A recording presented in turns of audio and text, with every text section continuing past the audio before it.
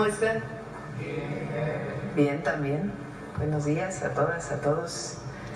Bueno, hoy nos Buenos días, Presidenta. Buenos días. días. De la Secretaría de Hacienda está Edgar Amador, secretario de Hacienda y Crédito Público. Siéntense, por favor.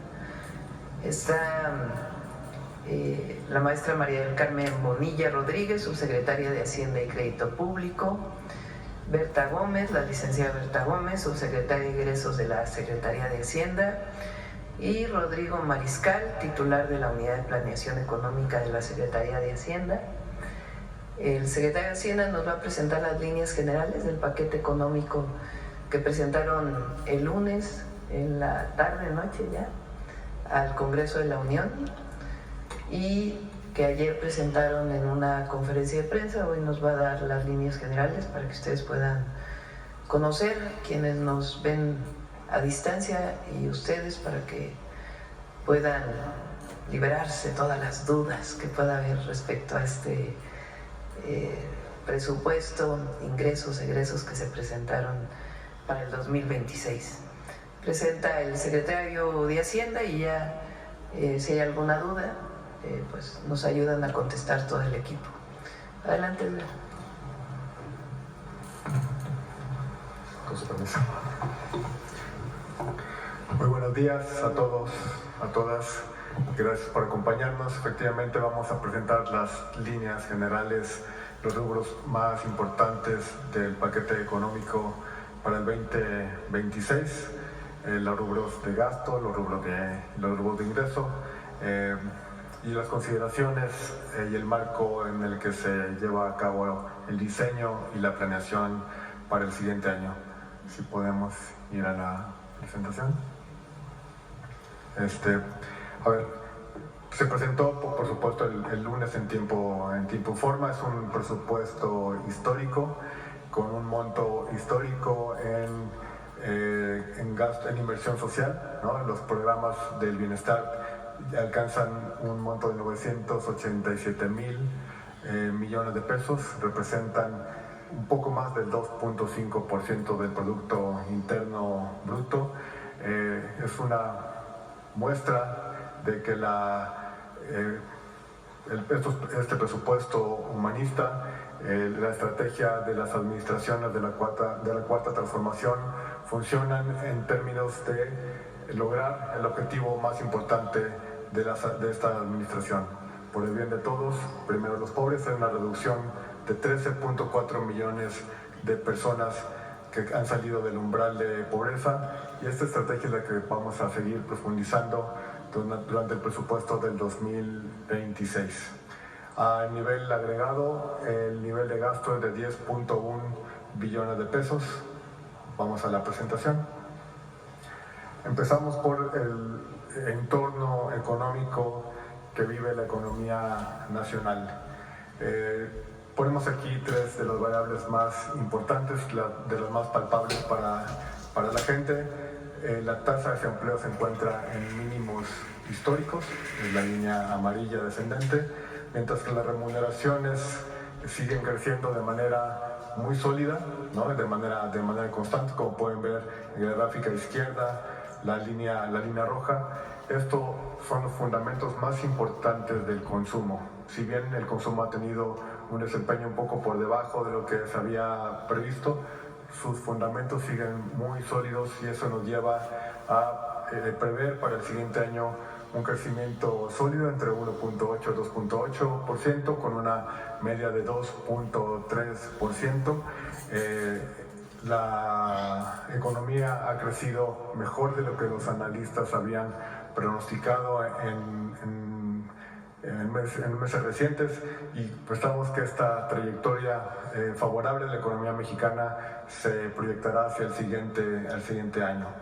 También la inflación está a la baja. Ya tuvimos los datos de la inflación en México, tanto la general como la subyacente muestran una tendencia a la baja, la cual posibilitará, de acuerdo con nuestra perspectiva, que la tasa de referencia del Banco de México continúe descendiendo. Tenemos una proyección de cierre para el 2026 de una tasa de referencia cercana al 6%, y todo esto se da en un ambiente donde el tipo de cambio, la cotización del peso por dólar, ha estado muy estable y en línea con lo que traíamos en el presupuesto 2025.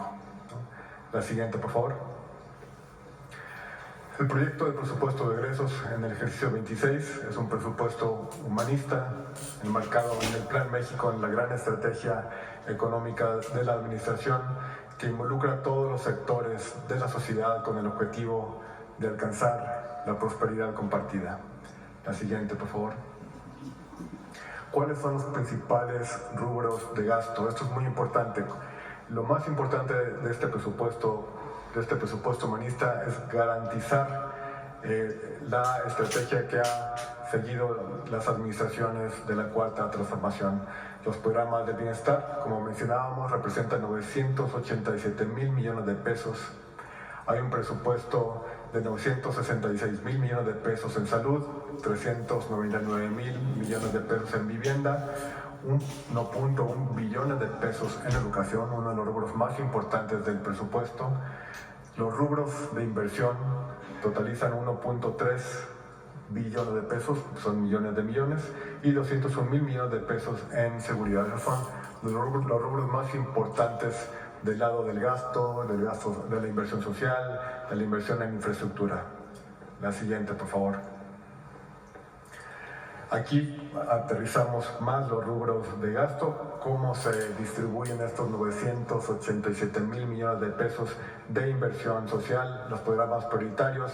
Por supuesto, la pensión para adultos mayores es la que representa la mayor proporción de la inversión social, la pensión para mujeres bienestar, jóvenes construyendo el futuro, se le dedicarán 185,000 millones de pesos, la beca renta Cetina 129,000, y tenemos ahí listados los rubros más importantes de la inversión social de este gobierno. Del lado derecho tenemos con más detalle los programas y proyectos prioritarios de inversión, nuevos trenes, 105,000 millones de pesos, y los distintos rubros de cada una de las inversiones. Por ejemplo, para el Istmo de Tehuantepec se destinaron 25,000 millones de pesos. La inversión de Pemex va a ser muy importante. Aquí se anunció este programa, este plan de acción para Pemex. Pemex es uno de los rubros de inversión más importantes, junto con la Comisión Federal de Electricidad. La que sigue, por favor. Entonces, el proyecto, déjenme totalizar esto, agregarlo en los números más grandes. El programa sociales se incrementa a un monto equivalente, incluso un poco superior al 2.5% del PIB, beneficiando al 82% de las familias de nuestro país, ¿no? Este es los habitantes, las mexicanas y los mexicanos deben estar muy tranquilos de que sus derechos constitucionales están garantizados por el presupuesto 2026. El incremento por destino en bienestar, en inversión social, hay un incremento de 7.5% en términos reales, un incremento de 7.2% en términos reales para educación, un incremento en salud muy importante de 9.6%, y vivienda y servicios a la comunidad, un incremento de 7% en términos reales para llegar a 398,000 millones de pesos. Por el lado de la inversión en proyectos de Plan México, la estrategia económica de la administración, se destinan también recursos equivalentes al 2.5% del PIB en inversión física. Expansión ferroviaria tenemos 143,000 millones de pesos, en Pemex 247, Comisión Federal de Electricidad 61 y 20,000 millones de pesos en obras hidráulicas, por poner algunos de los ejemplos. La siguiente, por favor. Por el lado de los ingresos, también tenemos un esfuerzo histórico, un nivel histórico en recaudación tanto tributaria como no tributaria. Tenemos un incremento de 6.3%, apuntado sobre todo en una recaudación más eficiente, ¿no? Como hemos marcado aquí a lo largo de este ejercicio, la recaudación de contribuciones de comercio exterior, en particular aduanas. Al corte más reciente vamos como 165,000 millones de pesos por encima de la proyección. Estamos convencidos de que este esfuerzo que ha hecho el gobierno de la presidenta Claudia Sheinbaum por fortalecer los ingresos de comercio exterior será uno de los puntales para tener esta meta histórica de gasto. Estamos previendo que como porcentaje del Producto Interno Bruto los ingresos tributarios lleguen a 15.1%, lo cual es un récord histórico, una muestra de que sin reforma fiscal, sin mover impuestos, simplemente combatiendo la corrupción, siendo más eficientes en la recaudación, podemos aumentar la recaudación de una manera sana y sostenida. Destacamos aquí dos contribuciones: la eliminación de la deducibilidad de las cuotas que la banca múltiple destina al pago de los pasivos del FOBAPROA, como lo anunció la presidenta la semana pasada. Es un tema de armonía fiscal. En otras jurisdicciones, por ejemplo en Estados Unidos, en Canadá, no es deducible, entonces estamos haciendo armónica la contribución con la deducción. Es posible que se deduzca un gasto que va al rescate de los propios bancos, y las contribuciones a bebidas azucaradas y otros bienes que buscan financiar el gasto de salud, como lo hemos mencionado, tiene una lógica no recaudatoria. Lo que buscamos es inscribirnos dentro de ayudar a la política de salud de la administración. La siguiente, por favor. Todo esto se da en un contexto en que continúa la convergencia de los déficits fiscales hacia una trayectoria en donde los pasivos públicos de largo plazo se encuentran en una ruta sostenida. Coincidentemente, el día de la presentación de nuestro paquete económico, una de las calificadoras más importantes confirmó la nota del crédito público, la nota de la deuda soberana de México, y al mismo tiempo, de manera coincidente, otra de las calificadoras más importantes aumentó por primera vez en 11 años la nota crediticia de Petróleos Mexicanos. Entonces, creo que es una validación, es una confirmación de que la ruta en la que se encuentra el balance público en respecto de la trayectoria sostenible de nuestros pasivos públicos es la adecuada, y ha sido muy bien recibida por inversionistas, por el mercado, por analistas. Estamos confiados en que, como mencionan entre otros las calificadoras, estamos en una ruta sostenible respecto de los pasivos públicos. Quisiera, Presidenta, que platicáramos de rescate.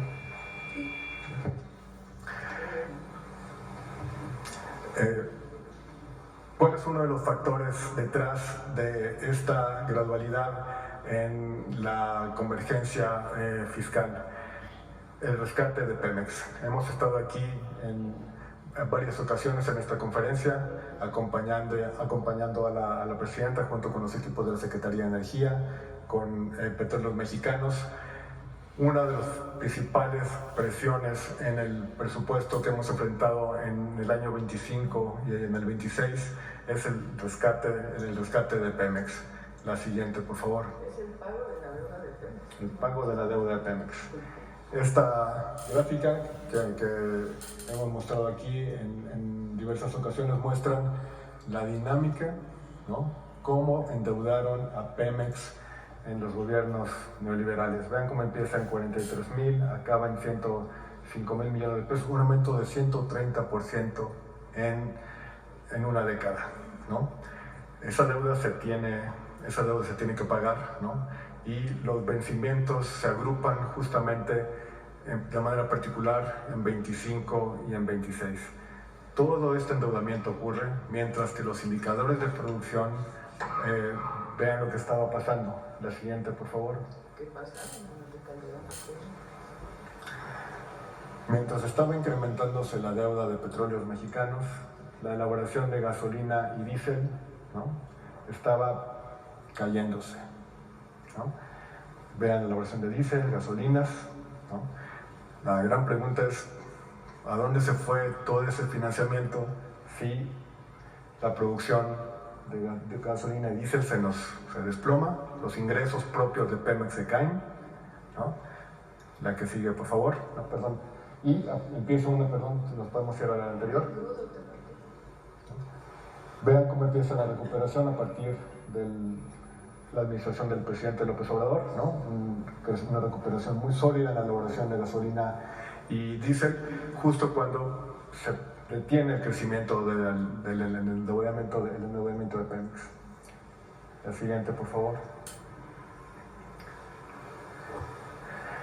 La elaboración de petroquímicos, hay un gran esfuerzo dentro del plan de Pemex, hay un acento muy especial en la recuperación de petroquímicos.